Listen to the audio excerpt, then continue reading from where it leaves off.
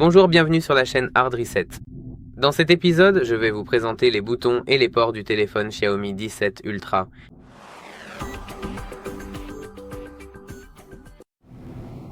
Commençons par regarder le côté gauche de notre téléphone.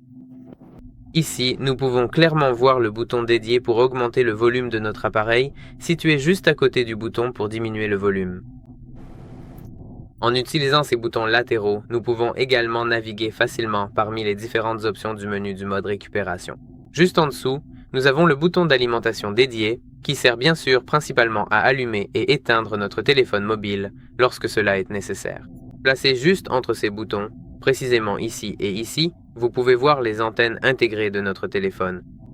De plus, lorsque nous retournons soigneusement le téléphone, nous pouvons clairement voir la grille du haut-parleur principal de notre appareil Xiaomi situé en bas.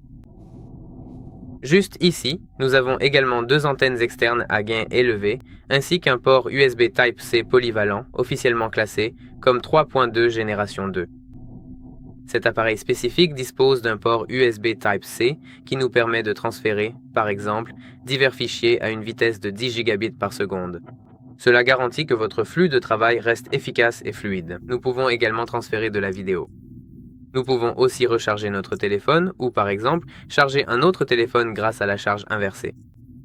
Et ce téléphone prend en charge la charge inversée à 22,5 watts, tandis que l'appareil lui-même peut être rechargé à des vitesses impressionnantes allant jusqu'à 90 watts grâce à la fonction hypercharge, compatible avec Power Delivery 3.0, 2.0, ainsi que Quick Charge 3+, 3.0 et 2.0.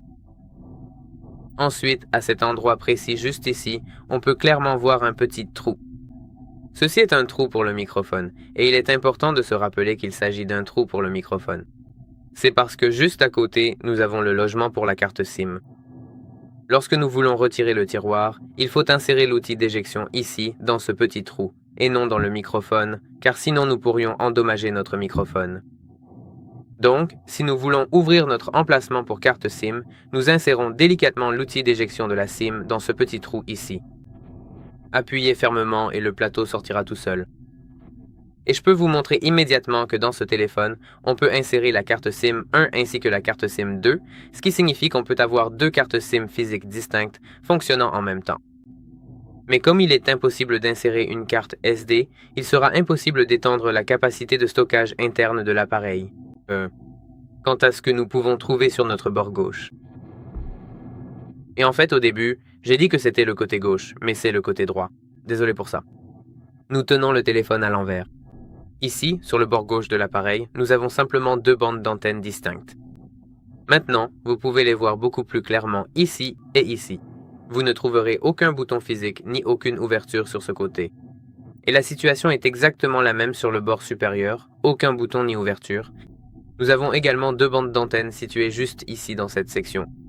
Si cette vidéo vous a été utile, merci de laisser un pouce bleu et de vous abonner. C'est tout pour moi. Je vous dis au revoir. Au revoir.